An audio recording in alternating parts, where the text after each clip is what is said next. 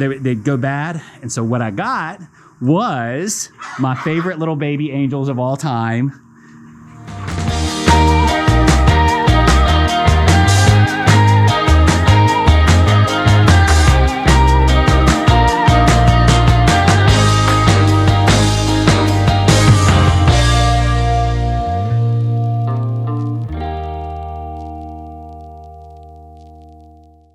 So I wanted to kind of let you guys know what our summertime looks like with the MACAW Aviary. So as you see here, it is a 45 by 20 foot wide. Sorry, actually it's like a 52 by 20 foot wide, super massive. I posted it before, I'm sure, but it's a massive carport shelter that we converted into an aviary for our macaws.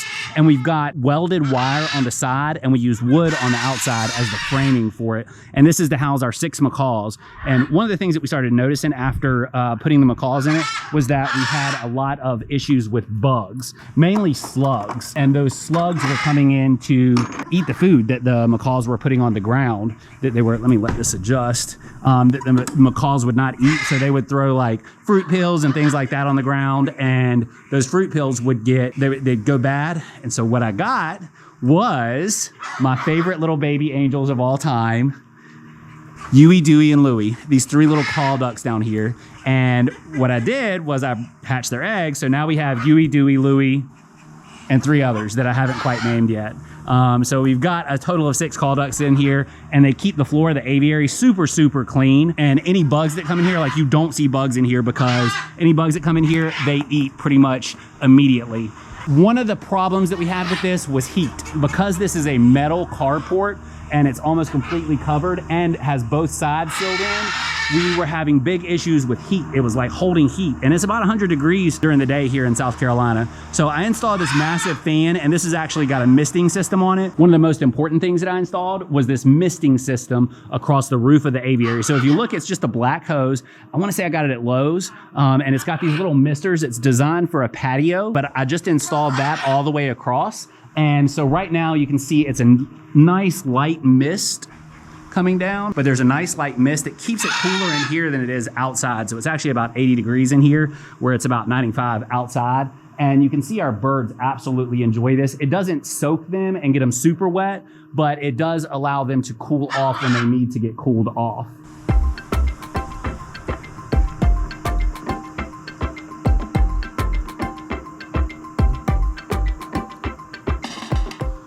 And one of the things that I've noticed whenever people go to build aviaries and like just in general things that they're using for their birds, there's a whole lot of criticism over what kinds of wood people use. And there's a lot of criticism over different toys and stuff. And I found that the absolute best toy that you can use is gonna be tree branches from outside. Just literally any tree branch that you go outside and grab is probably okay. My personal favorite is oak trees, mulberry trees, dogwood trees. And there's a lot of false information out there about them being toxic.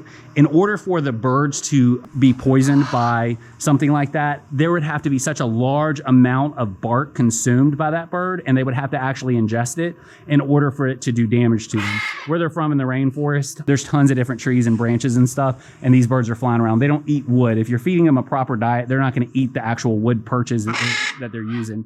This is MACAW and Rika, and both of these birds used to actually be bonded to me, and because they've been together and with each other for so long, they actually are bonded with each other now, so I can't even go next to them at all. That's MACAW and Rika right there. And let's see who else we got in here.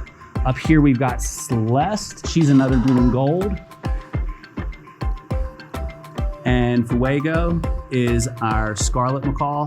And Celeste and Fuego and our military macaw, who is actually over here taking a bath, which is perfect. Let's go cat her. She is nice and wet, which means she's super cool. I absolutely love seeing them when they're using the misters to take a bath. But these 3 birds actually came from an owner surrender. The lady was trying to breed these birds and was not successful at breeding them. And so she just wanted them gone. She called us when they were outside on her porch and said, come get them now. I want them gone. I listed them on the internet. Just come get them. Anybody come get them. So we went and got those 3. And then we got MACAW, who's on the left. His previous owners were getting divorced, is when we got him. Let me clean this camera off real quick. Apologies for interrupting your cute animal content, but I hope you'll forgive me once you hear that you can actually meet and stay with the very same cute animals that you're watching right now. That's right, you can stay at our Airbnb on the farm and animal sanctuary. Not only will you be provided with luxury amenities like a hot tub, fancy schmancy coffee, a bidet if you're feeling brave, and remote control everything, but you'll also get to hang out with the 150 plus animals that call Goat Daddy's home, including Abu the camel, Norris the cow, Piper the Quadamundi, the crazy macaws, obviously the goats, and every single animal in between. Check the description to book your stay today. Now back to the video. We got him when his previous owners were getting divorced right here, and neither of them could keep him, so they gave him to us. And then Rika was actually, her previous owner was going to jail, and the animal cops actually, this is my favorite way to take in an animal because that means that somebody's getting prosecuted for animal cruelty. But this girl actually came from a case where her previous owner went to jail, which was super awesome. And to see these guys living together, and it's not quite the wild, it's not as good as the wild would be, but this is an absolute awesome place. One of the sadder stories is Joplin. Joplin is she lived 20 years with her previous owner and absolutely loved her previous owner, but her previous owner could no longer keep her because she had fallen on bad health. She was about 80 years old, and she still comes out occasionally when she's feeling up to it and visits Joplin just from outside of the cage.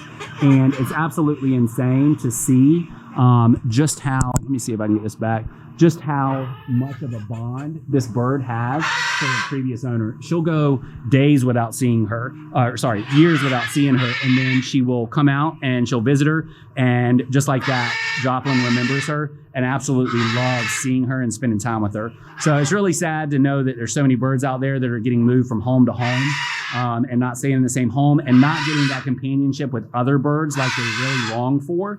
And they're just constantly missing their mate or their previous home. But that's enough with the sad stuff. I'll show you guys how we feed them. We actually use these plastic milk crates right here to feed them. And then I just use heavy duty ceramic bowls so they can't flip them. Right now they've got quite a few nuts. We love the Rowdy Bush food. Rowdy Bush is absolutely the best food in the world. And then of course some fresh fruit. The only veggies really that these guys will eat is cooked sweet potatoes. So we do a lot of cooked sweet potatoes for them. And then obviously I'm a firm believer in keeping their diet as natural as possible. So they get a lot of Brazil nuts, walnuts, and almonds. So we do a lot of that. And then sometimes they'll eat a little bit of broccoli. I'll put broccoli in there. If I steam it, they'll eat it. But outside of that, they won't. Our rule here is 1 feeder per bird. So you don't want any aggression. And there's a lot of fear whenever you mix birds that they'll hurt each other. So we do keep all of the feeders. One bird has its own feeder. So there's never any fighting or squabbling over the food bowls. They always have their own food bowls. And over here, we've got 3 on this side, 3 on the other side. So I'll take you guys by these 2 without getting attacked. So we're gonna go under them. Okay. And they're gonna come for us because this is their corner. Because these 2 are bonded, they don't have nest boxes, so they won't breed, they won't lay eggs. We don't do any of that here at the sanctuary, but they are bonded, so they have kind of marked off this area as theirs. And of course, my little baby ducky ducks are coming over here. But they are guarding everything above eye level just to make sure that nobody encroaches on their territory. And they've got their own food bowls down here. Looks like there's a little bit of Rowdy Bush and a couple of shells left in this one. And I use a lot of this rope also. This rope can just be ordered off of Amazon, and this is just cocoa fiber rope, I believe, but it's like a coconut fiber rope. And they've got their 3 food bowls over here with the branches, and you can see they're protecting me. This is their favorite food bowl, and they're protecting this area from me. They don't want me anywhere around this area. They are saying, get out of here. But this pen, this aviary allows for flight, so they can fly if they want to. There's long distances for them to fly across the length of it. They can get down on the ground. We've got plants in here, tons of branches. We've got our mister set up to kind of simulate the rainforest. And then we've also, what we do in the wintertime is we will put plastic. We will put greenhouse plastic over the sides right there and right here. And that allows us to heat this entire room. And what I have is these patio heaters. These are an infrared heater right here. And we can turn them on with a remote control from outside of the enclosure. And those allow us to heat this, and it stays about 50 degrees. It can be about 15 degrees outside, and it'll be 50 degrees inside of this enclosure, which is absolutely amazing. And you'll see the birds will congregate up under the heaters. Now, of course, the birds like the ducks, and then I didn't even introduce our pheasants, but we have 2 red golden pheasants. These guys are absolutely gorgeous. This is the female right here, and she's sitting by a perennial hibiscus. And the male is right here. The male is what everybody loves. And hopefully in a few years, we will actually have not have to worry so much about this. Right now, this is in full sun, so we have to do a lot to keep them cool in here. But hopefully in a few years, you can see we've got these Iliagnus outside. And so once these Iliagnus bushes grow up, and they're non-toxic bushes, and we've also got a Empress tree. Let's see if I can zoom in on that. Absolutely love this tree. An Empress tree, our Iliagnus, and my secret weapon, our bamboo over there. So the bamboo should totally encompass this whole area, and that's where our sunlight comes from. And once we get this area blocked, and even all these bushes in here, the orange trees and the different grasses that we have in here are gonna help us with keeping it nice and shaded.